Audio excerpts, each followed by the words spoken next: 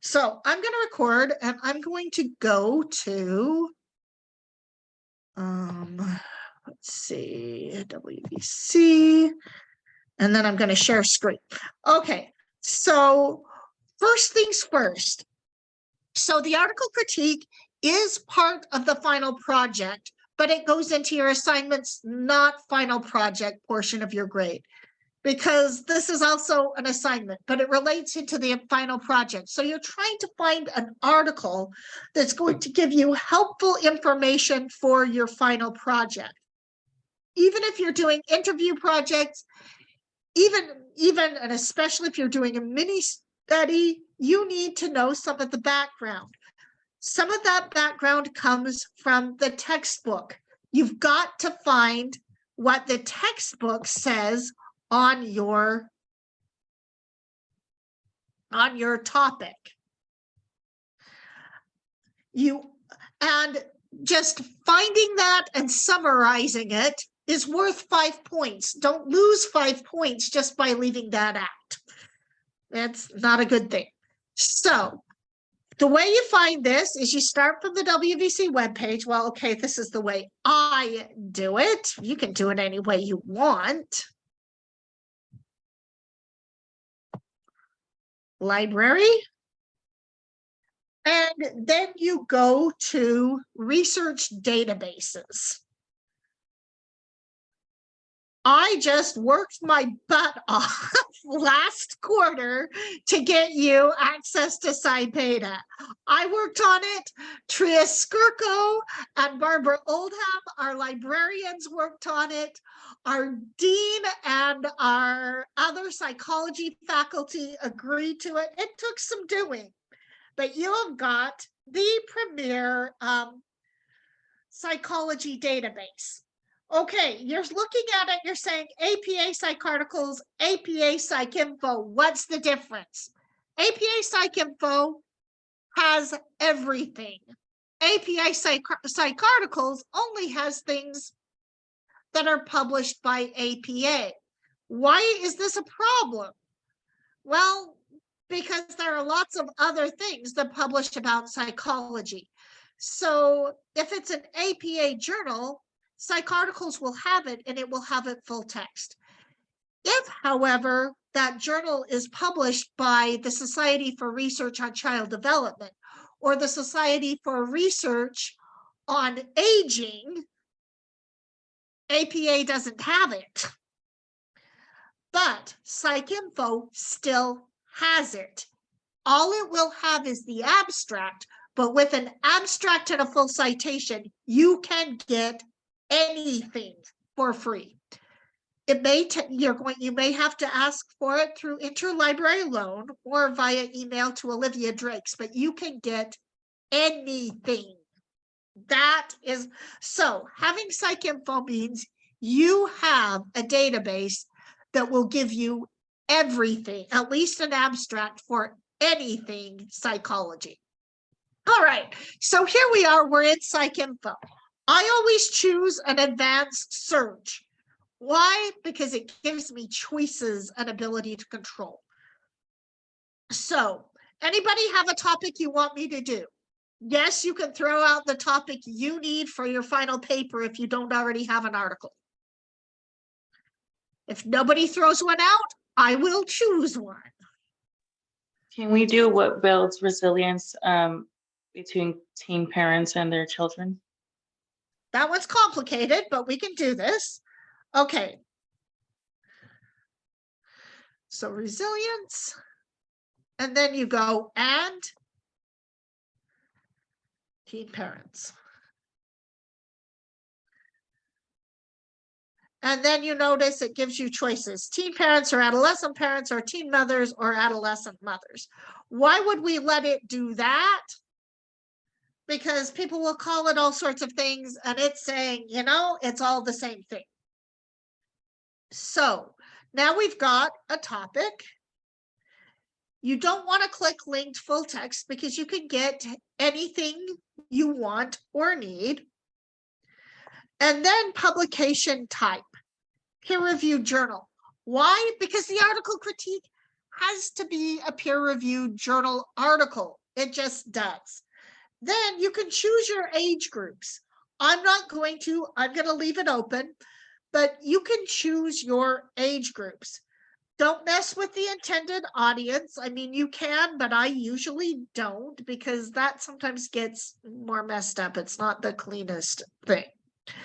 Book type, well, if you say peer-reviewed journal, it's not going to be a book. All right, methodology. This is useful to you. You can decide what you want. So if you need a brain imaging study, you can get a brain imaging study. If you're in abnormal psychology and you want a clinical case study, you can get that. Don't get that for this article critique because this is not abnormal psychology and I told you I wanted an empirical study. There are lots of different types of empirical studies. It'll pull up any of them. You want to exclude dissertations because seriously, until it's been published in a peer-reviewed journal, we don't care. Well, you do, but you don't. Okay, population group. Choose human. Seriously, you don't want to tell me about resilience in young mice mothers. That just doesn't sound very helpful. Language, you can leave it as all, though English is what you speak. And you can go back and change this. You can choose your publication year. I'm going to start with 2010. 2010. So if you go back about 10, 15 years, I could have started with 2013, but I go with even numbers. You've got something recent. Now, is there cool stuff from way back then? When? Yeah, there is. But in most cases, what you want is the really recent. Now, you can also, if you're doing a topic paper, you can go methodology and you can choose a different one. We're going to do empirical study because we're looking at article critique. But you can look at literature reviews. Remember, I told you you want one. So if you choose literature review, that all caps, you'll get all the other, you'll get the systematic reviews as well. Or you can get a meta-analysis or a meta-synthesis. So once again, you can get a lot of different choices based on what you want or need. I'm choosing empirical study because that's what you need for the article critique. But if you're doing a topic paper, you want some empirical studies and a literature review or meta-analysis. So that lets you choose and zero in on what you want. All right. I usually choose apply related words. That makes it so you get a ton of extra stuff, but it also makes it more likely you get hits. All right, here we go. And you've got 240 options. Pretty cool, right? So you go through and you can click on them. And once again, you click on them and it will give you information about it.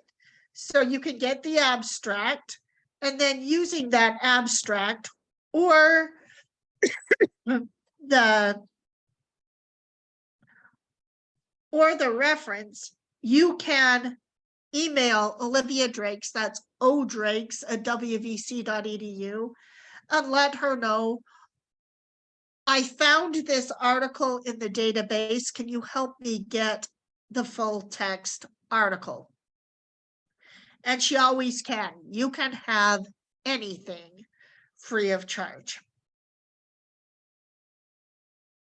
All right. And you can say, search other WVC databases for this article. It's not likely to find them. It usually finds them if they're there.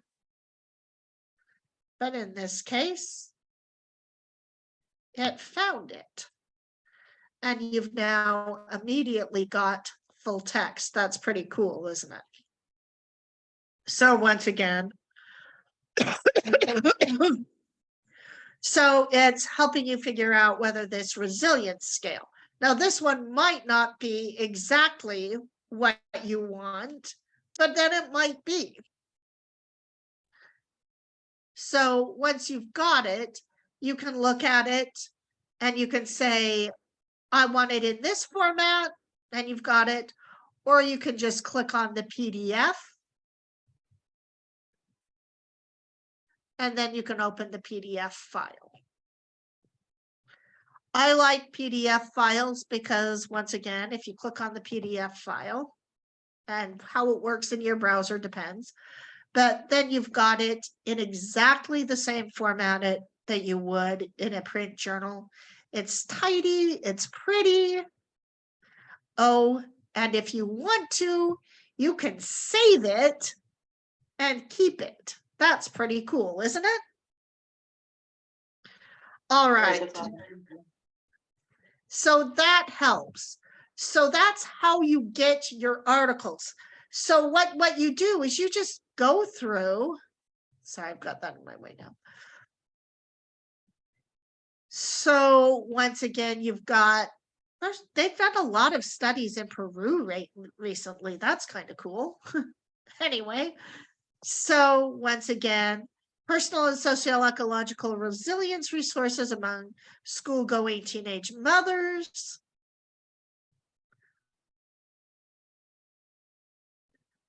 Native American teen mothers, resiliency and adolescent motherhood. And so once again, you've got a lot of things. So this is looking for the resilience of the mothers primarily. If you want to look at resilience of children, of adolescent mothers, we'd have to adjust our search just a little bit. Did that help you see how you do this? And in some cases, you've got full text right here. So you can just click on it and say, here, give me this, and it will.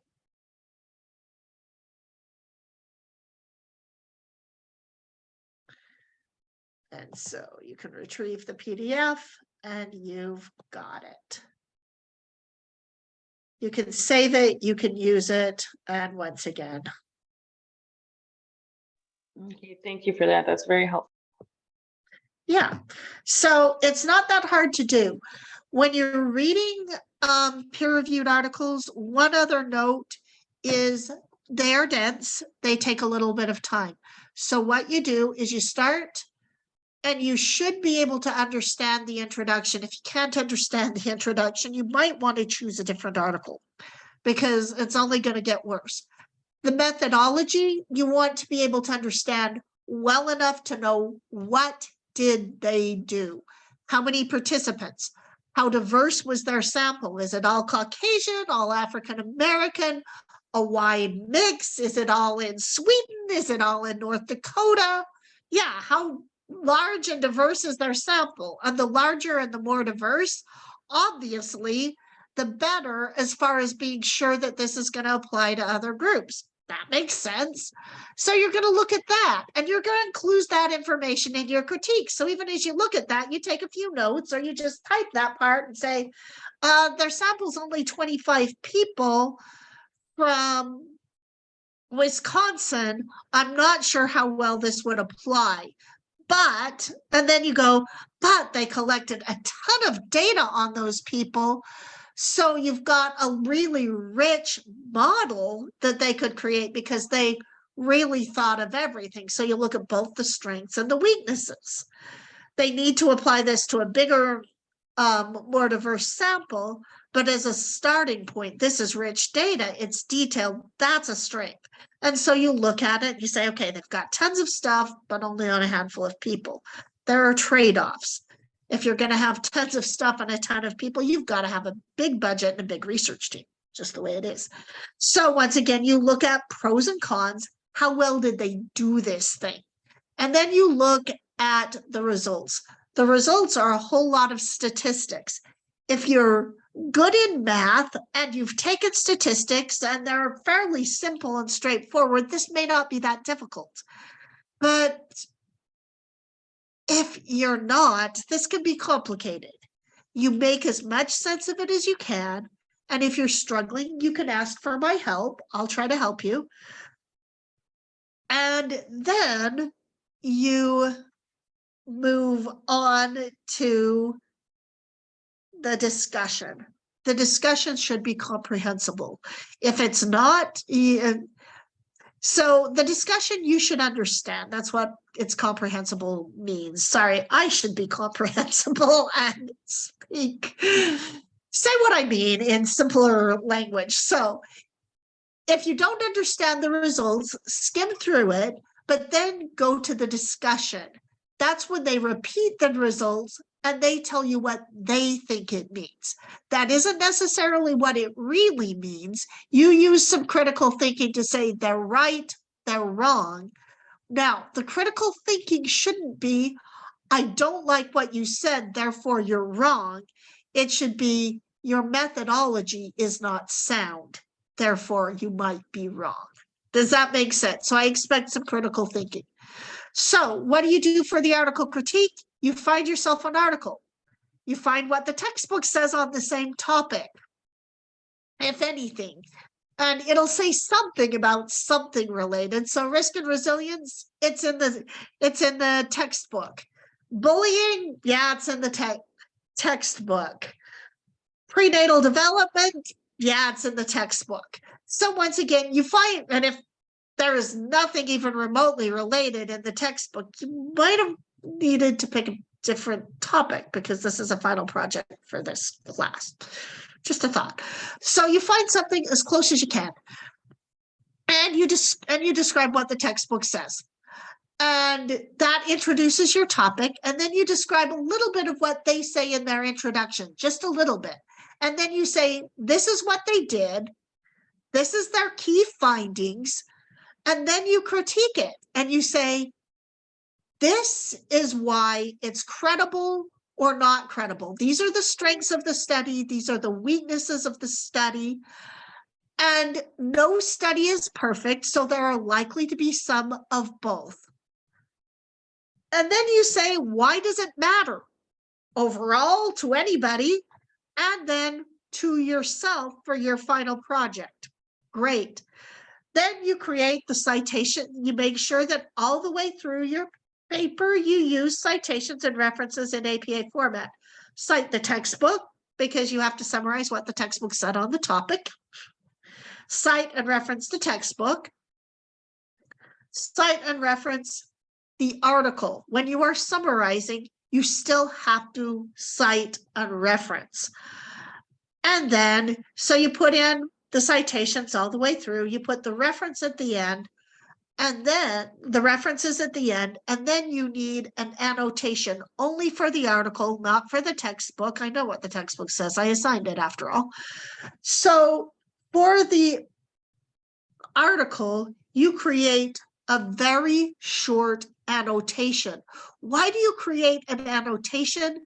Because when you're going back to write your paper or figure out what things are, it gives you a shorthand for this is what it is. If you're doing a mini study, that annotation, you copy all of those into one document from yours and your group members' annotations, and you've got a first draft of your introduction for your final paper. Are you going to have to clean it up? Yeah, because you don't want it to be organized by this study, this study, this study. Instead, you want it to be organized by these studies say this, these studies say something else, but you've still got a nice handy start. So the annotation simply says, this is what they did, this is what they found out, and these are a few key points from my critique. Why does it matter, and was it done well? In a nutshell. It's very, very short. It's just a few well-written, very tight sentences. So think of it as one short, very concise, well-written paragraph. is what your annotation is. Did that help? Hopefully it did. And I'm going to stop share. It did, thank you. And I'm going to stop recording while this is still fairly short. And then I'm going to post it later.